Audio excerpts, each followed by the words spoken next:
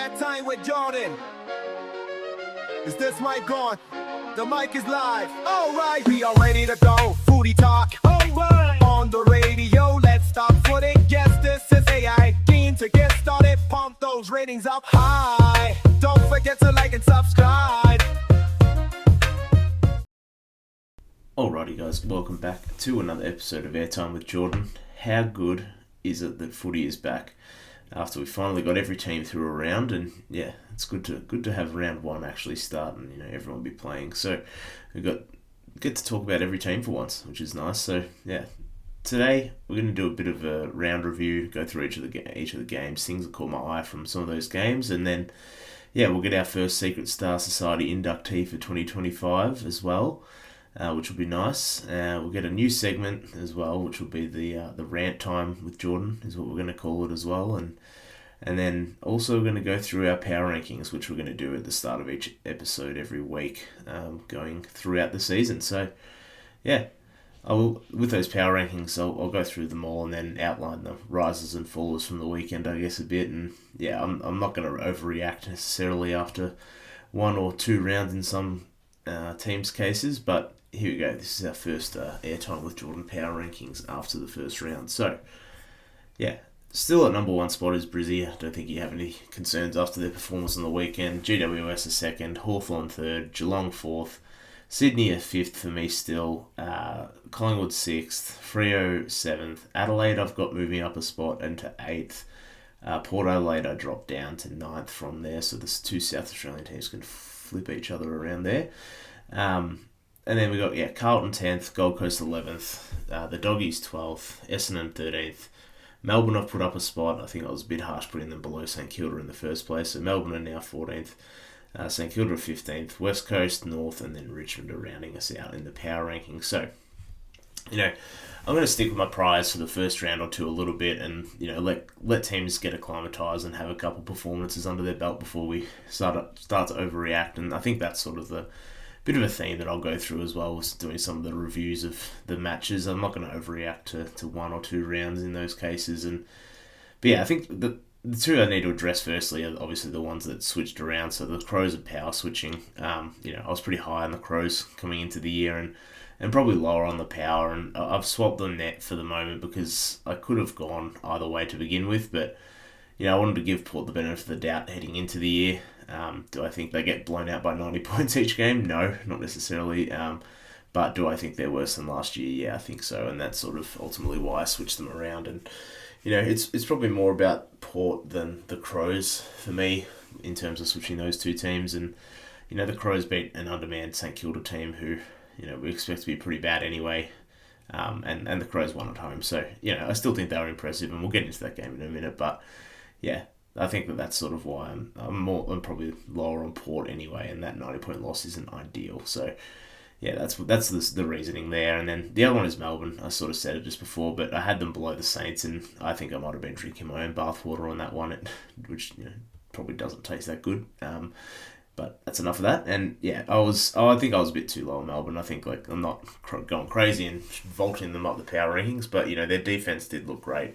My worries about the forward line are still applicable there, but I think they're still going to slow teams down enough and make teams grubby. So I think they deserve at least to be higher than the Saints for sure.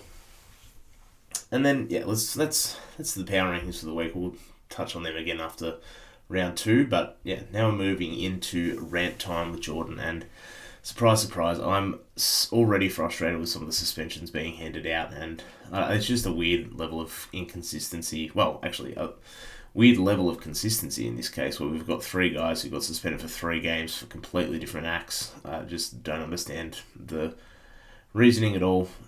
These suspensions are sort of getting annoying, and maybe I'll just stop talking about them. But the Scrimshaw one for the Hawks, 3 weeks I can live with. I won't argue on that one. He wound up, he meant to cause some pain, and although I don't necessarily think he was trying to get Ridley in the head, he did. So that was, reckless on his part, high impact, he got concussed. So I'm fine with the 3 weeks there. Like, the Hawks can challenge it, whatever. But I think that, that one was pretty fair, I thought, in the end.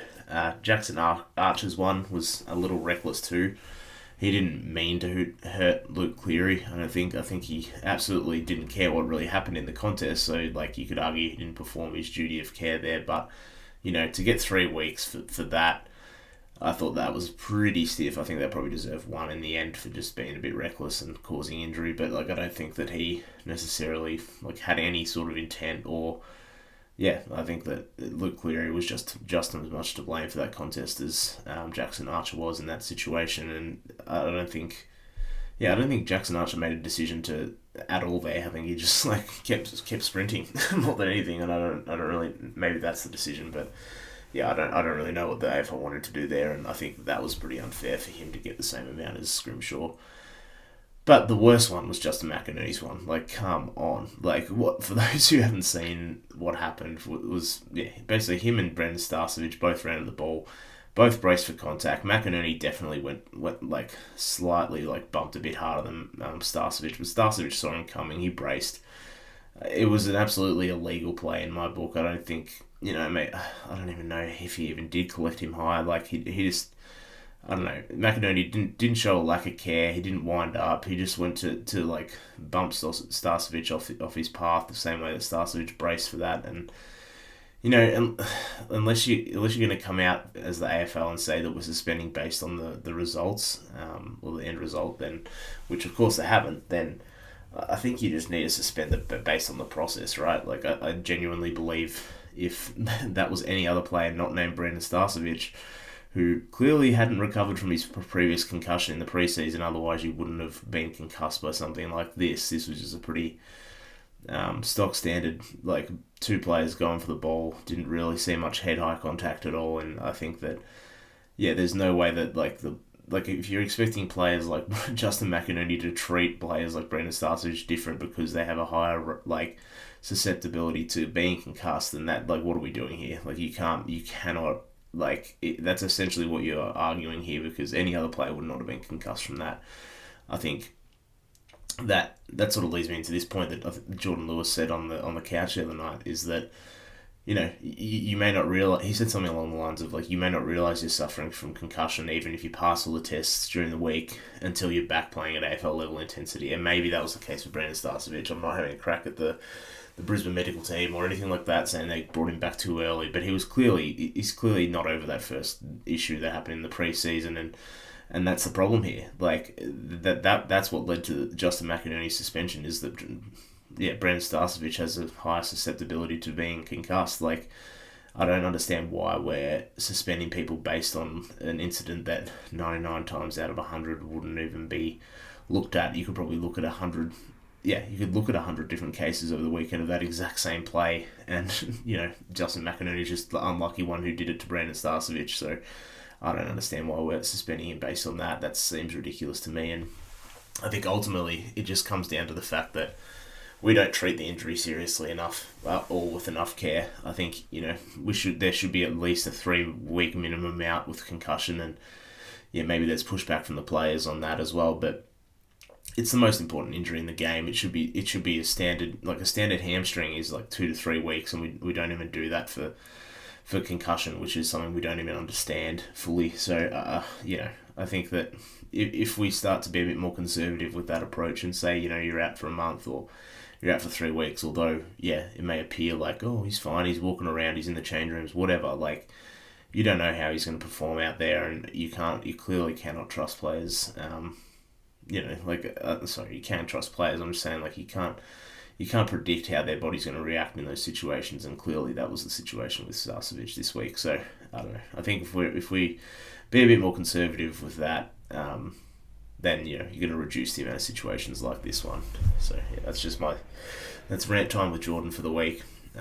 Hopefully we don't get too negative and have to make that a fully regular segment. But if there's something that's pissing me off, I'm gonna talk about it and just shed some light on why I think that it's a bit ridiculous at the moment, and I think that maybe I'm just angry with how they treat concussions more than anything, and the handling of the injuries. But I think that ultimately the process of the match review panel is completely just broken at the moment, and there's no predictability there. And like I said, I agreed with the Scrimshaw one. I can understand that's 3 weeks. It's just the other two. How can you say that they're 3 weeks as well?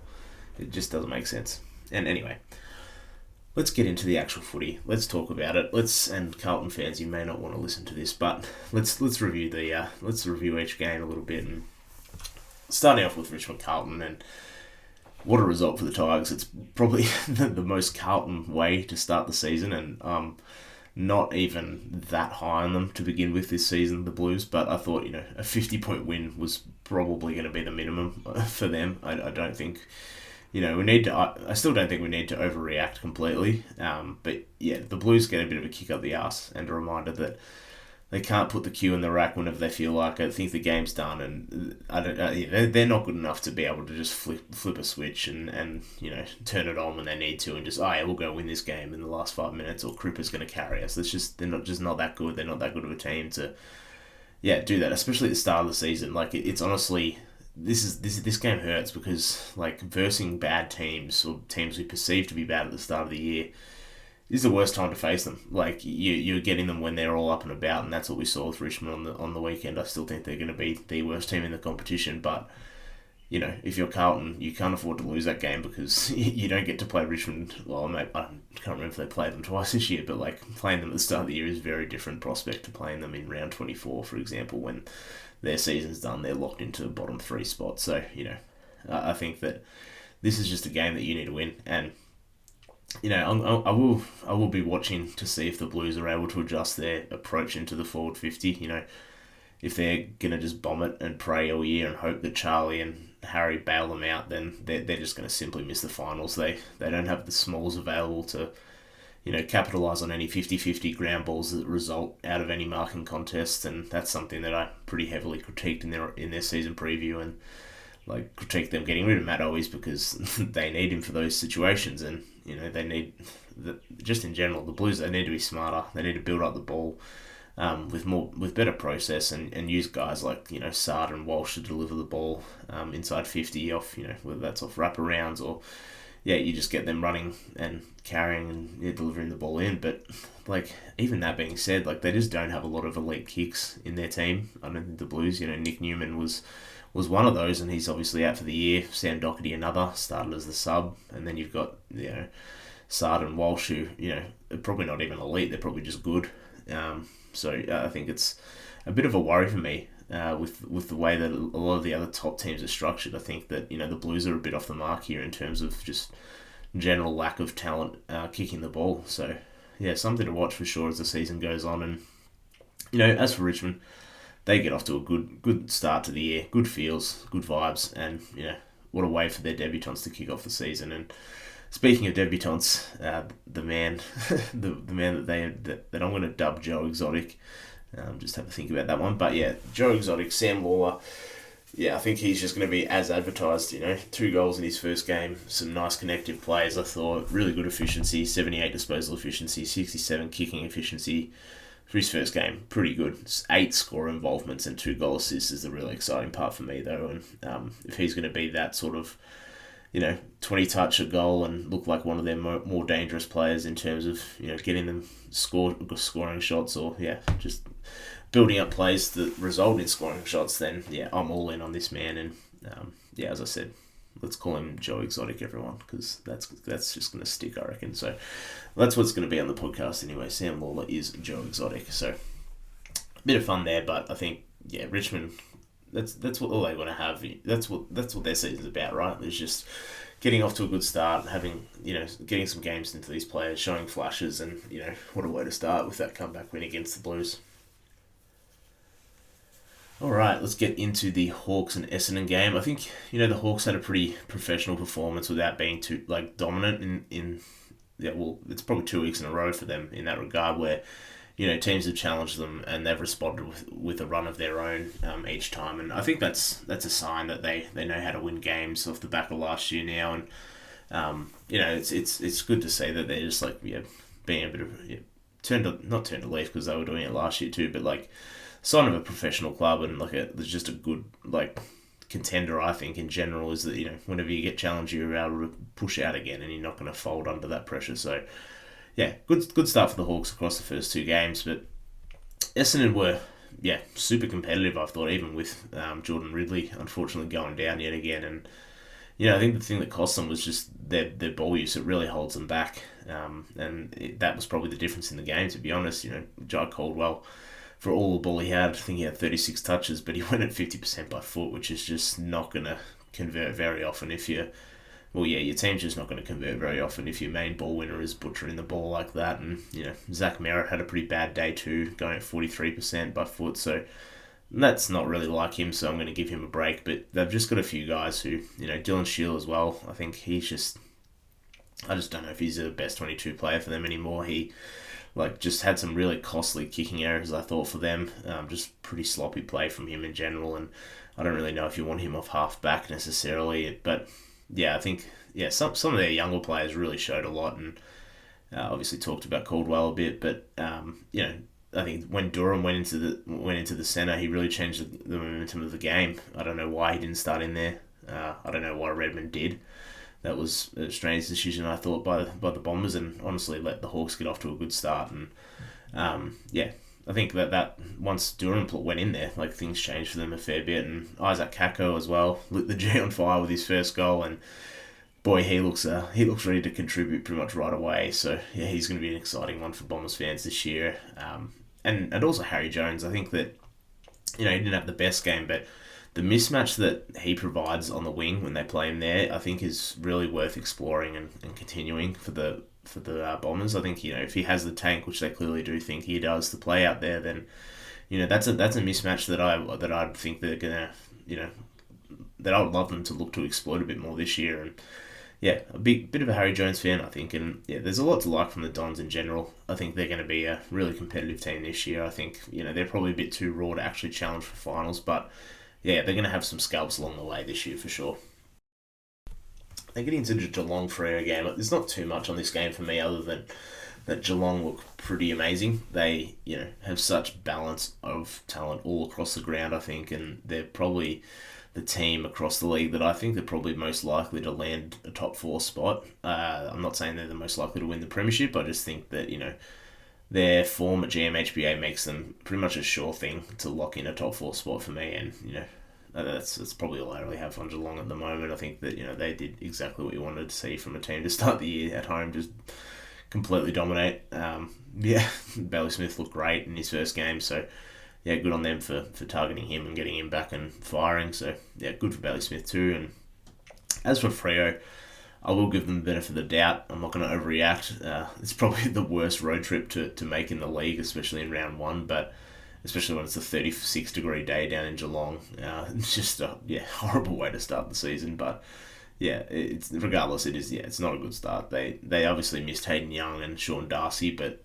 ultimately they're not the difference between a 78-point margin. And yeah, I think my boy Matty Johnson looked good though.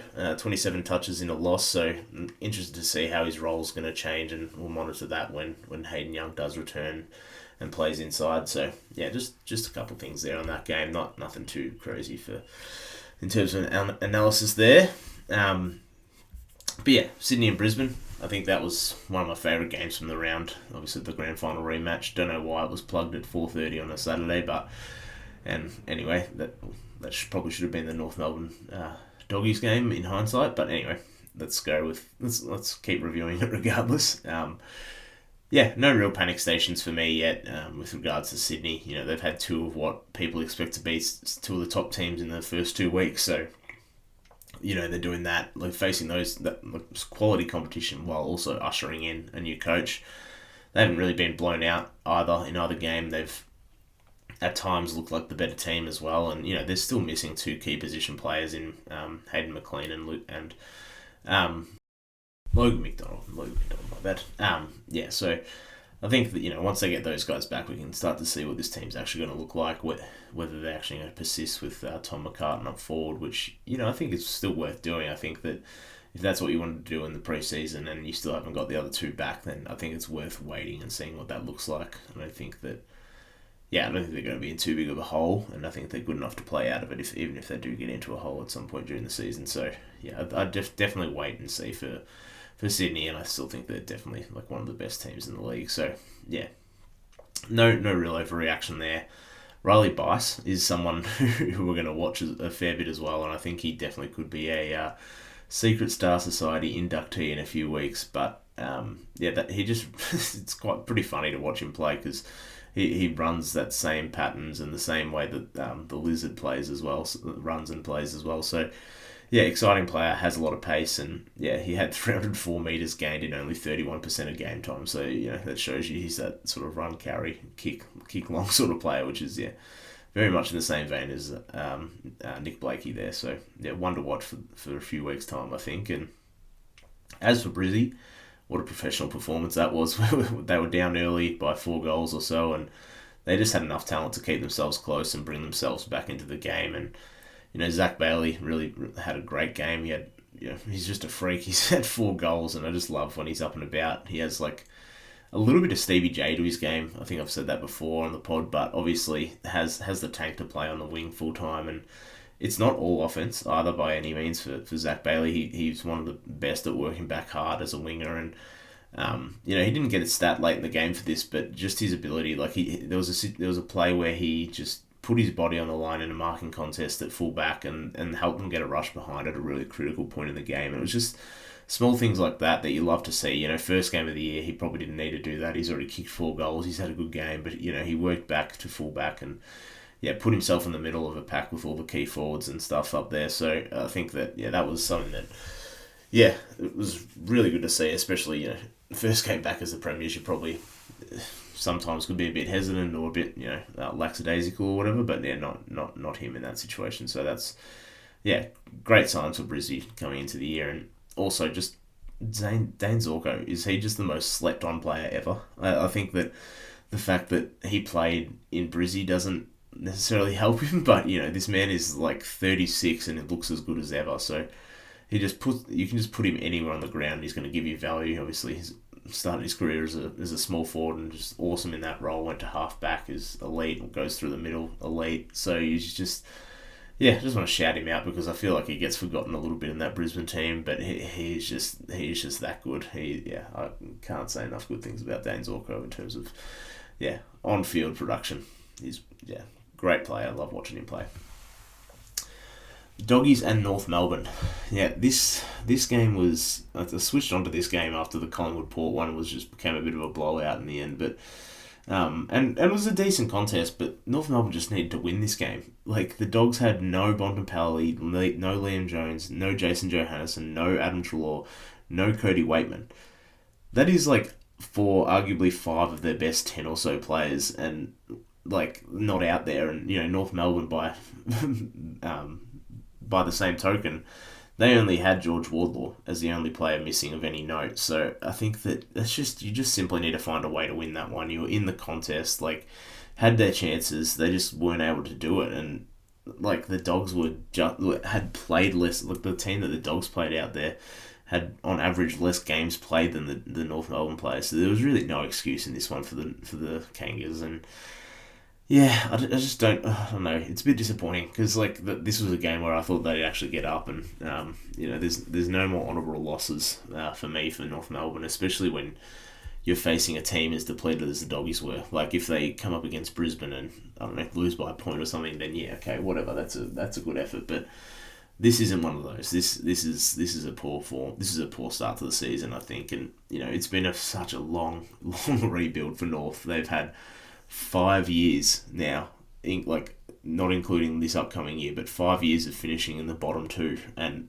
the bottom 2, that's so bad, and I fear that it's probably going to be a 6th. I can't see them getting anywhere past third bottom anyway. So make that 6 years of being in the bottom 3 sides, and it's just a really, really bad place to be. And I would have expected, I'm sure their fans would have expected them to be able to win that game by now, which is pretty disappointing, I think. And anyway, we'll go into the Collingwood and Port game, which is I got a few thoughts on this one. I think actually that was I watched this game primarily, and then turned it over late into the Doggies North game. So I'll go switch back to this Collingwood Port game now. But the Pies looked old in their first game. Everyone was on their case about it. But that's exactly why we shouldn't overreact to one game, and that's why I won't be doing it too much.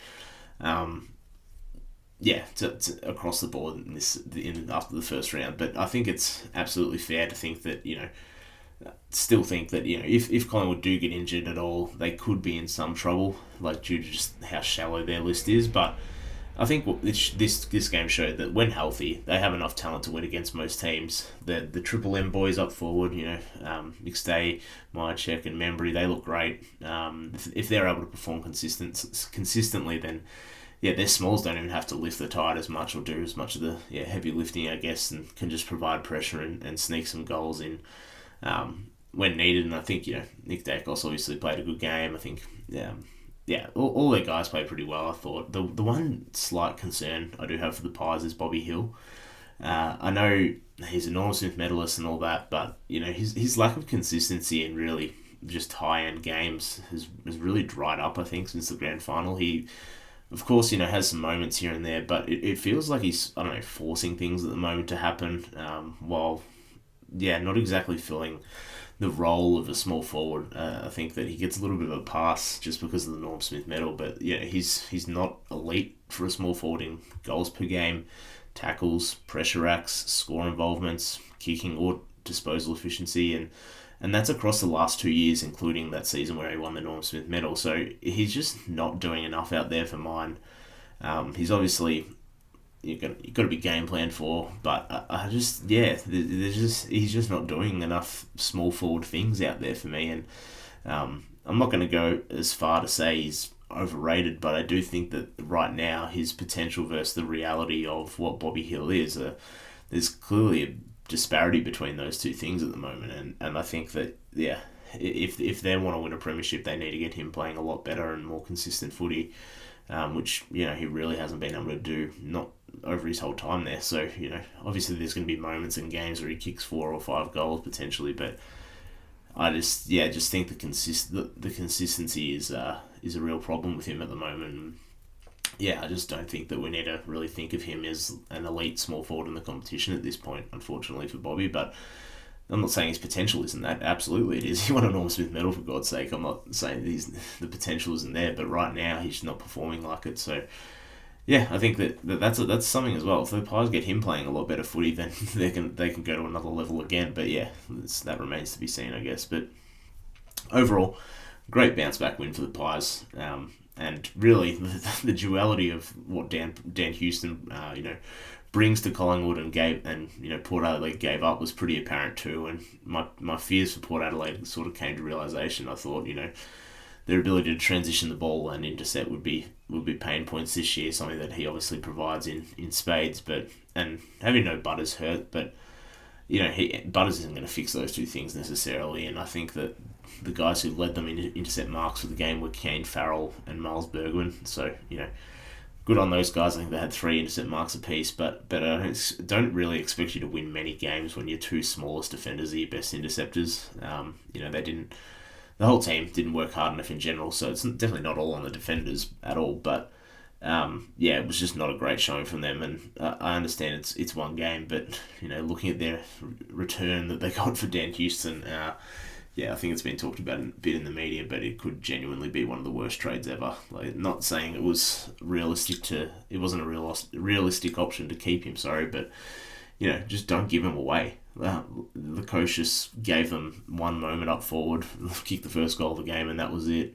Joe Richards was pretty invisible, I thought, as well. So it was just a tough first game. And the comparison's obviously there when you see Dan Houston just absolutely dominating the game for Collingwood, and he's instantly probably their second best player, which is just something to get for essentially free. What they give up, Johnny Noble and Joe Richards effectively for him in the off season. It's just it's a pretty clear win for the Pies in that trade, I think. So good on them for getting it done, and good to see Dan Houston back playing footy after his suspension last year as well.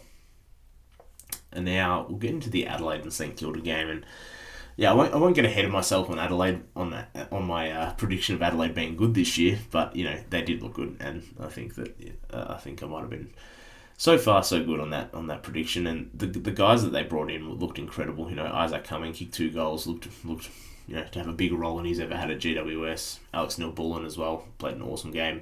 James Peatling as well was solid, and all providing serious value. And look, that good on the Crows for targeting those guys and bringing them in to fill roles. And they just look like a really complete team. And with my main man, Big Riley Thilthorpe up forward, they have some real problems that some of the best teams are going to have to solve. And I just want to shout out Josh Rochelle as well. I've been definitely been a critic of his, and haven't been his biggest fan over the stretch, but to start the season with 21 touches, 2 goals, 4 goal assists, that's the sort of performance we want to see from him. And I'm glad that he started the season out strong, and hopefully he has a good year for them. And as I said, the ability for them to have him contribute up forward, but also be able to move Isaac Rankin into the middle was huge. And I think Isaac Rankin played an awesome game as well on the weekend. So if Josh Rochelle is going to play at this level, the Crows are going to be a serious team, and could see them jumping up even higher than just the bottom end of the finals in the end.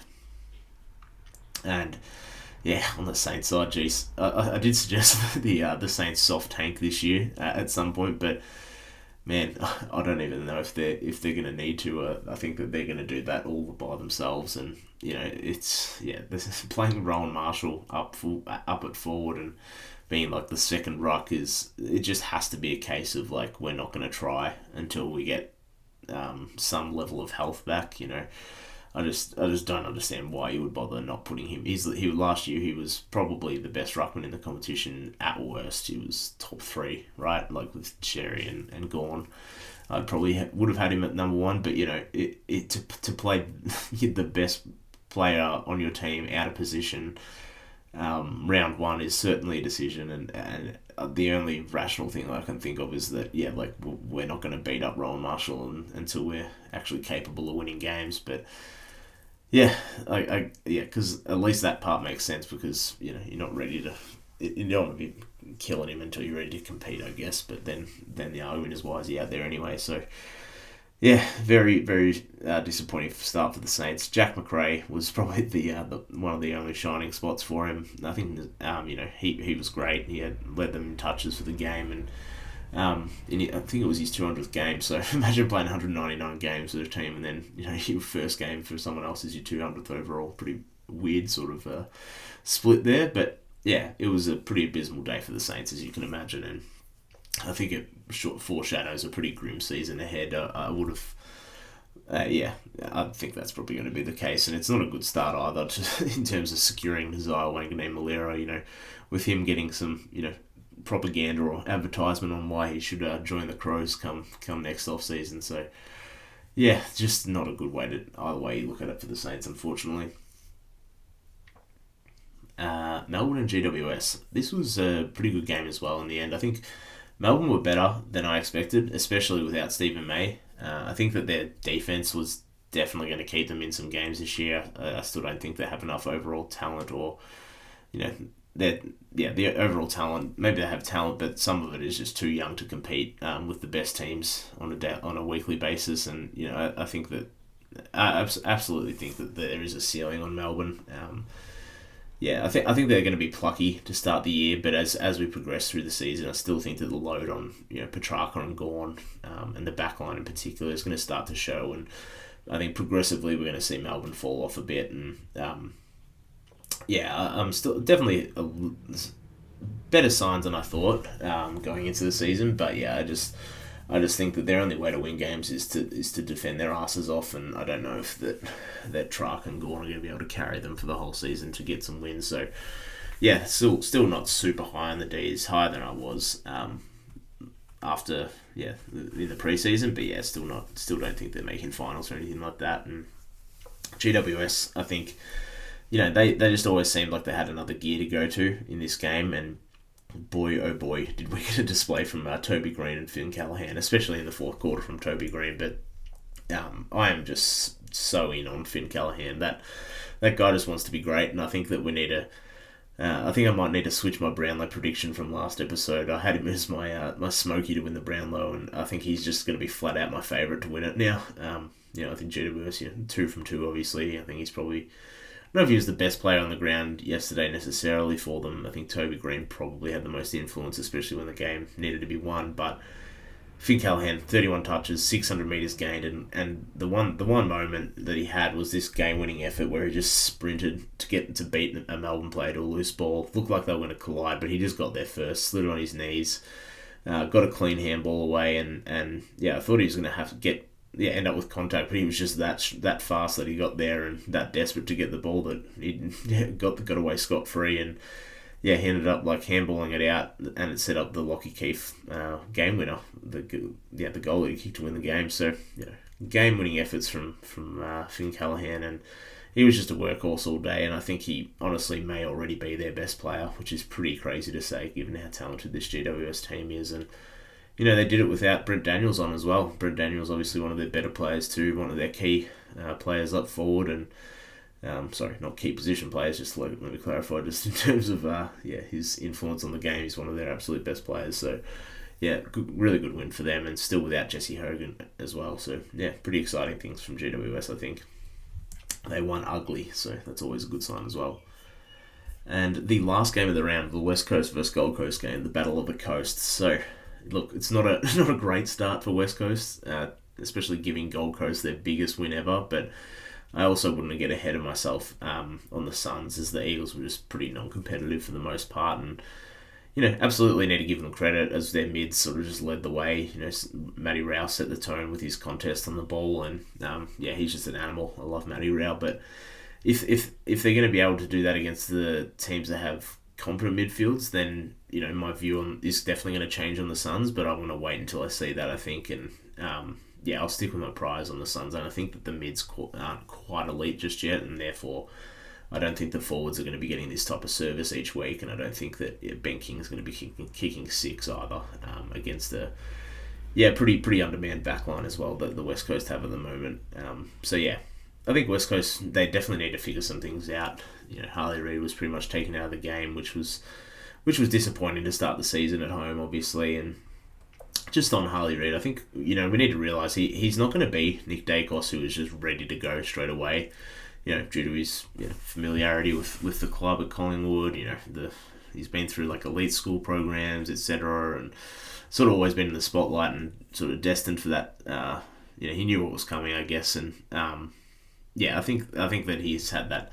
He had this sort of professional environment growing up, whereas maybe Harley Reid didn't have that as much. And I think that the other difference is that the Eagles are rebuilding, so they don't have the same infrastructure that Nick Dacos necessarily had. So those expectations should be different, I think, and also the adjustment to being a star with expectations in Perth is something that he's going to have to learn to deal with, and that not many others in the competition really have to experience. It's certainly not the level of hype that Harley's received, and I think his ceiling is still the best player in the competition, and I don't think it's particularly close either in terms of, you look around the league and think how good can every player be in the league? I think he clears everyone at the moment, and they just the Eagles just need to be able to cultivate it, and if it takes 5 years for things to click for Harley Reid, for him to actually reach that level, then who cares? It's worth it. It's even if there's bumps along the way,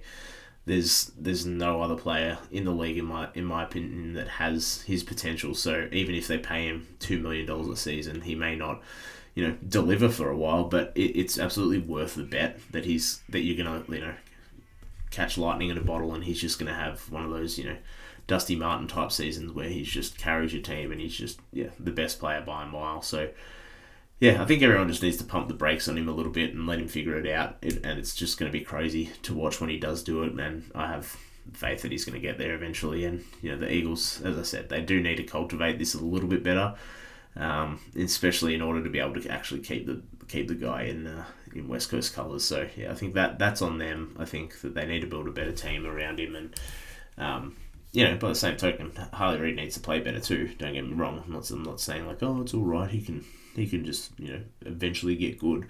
I think that's inevitable. He will be good eventually, but I think he needs to perform a bit better than he did on the weekend, and it's on both parties. West Coast need to be better, and so does Harley. So sort of my thoughts for all the games for the round. Hopefully that was enjoyable for you guys to go through. I think pretty happy with how things are gone round one. Obviously there was a few blowouts and stuff, but it's just overall good to have footy back. And to close out today, we are going to have our first Secret Star Society inductee for the year. So anyone who wasn't a part of part of the podcast last year weren't regular listeners, we have this segment where each week I'm going to go through maybe some lesser known players, just give them a bit of a shout out. And I think I really, generally, my rule of thumb is that I like these players in terms of their what they've shown, and I have a bit of faith in their trajectory to get to another level and become more solidified and in some cases star players in the competition. So players to watch, I guess, as the season unfolds is how I describe it. And the first inductee for season 2025 is Caleb Windsor from the D. So for those who haven't seen him play at all, or don't know much about him, then he's sort of that dashing half-back winger type. He looks to have taken his game to another level after his, albeit one game this year, but he looks more ready physically. He's shrugging tackles, running through people at the moment, which we did a couple of times on the weekend, which definitely didn't see in his first year and wouldn't see from many first-year players. But I don't necessarily think he's played a overall amazing game yet in his career, but the flashes are definitely enough for me to dub him a Secret Star Society inductee for the week. And at least the flashes on the weekend were. I think he has that sort of line-breaking, meters gained sort of game where that teams really covet in the modern era. And I've spoken a bit about the D's inability to connect, their forward line and the connection between their forward line and the midfielders. And the more this kid improves, and the more ability he has to play on the wing and be that sort of outside run, and I think that he could be the one that helps bridge the gap between those two lines, especially. I think that it's asking a lot from a second-year player, but I think that he can definitely help in that regard, something that the D's don't really have at the moment. And really like what I saw from him. He was taken 7th overall last year as well, so I'm not exactly unearthing an unknown quantity in terms of, he's not just some hidden gem or anything. Like, he was taken 7th in the draft, but, just watching him on Sunday, it seems like he's ready to take the next step. And, excited to see what Caleb Windsor does for the D's for the rest of the year. Anyway, that is the first episode with 9 games for the year, and I hope you guys enjoyed. We'll probably keep a similar structure, just go through some stuff that I want to talk about through each of the matches and some of the outcomes from the weekend. But thanks for listening, guys, and we'll be back next week.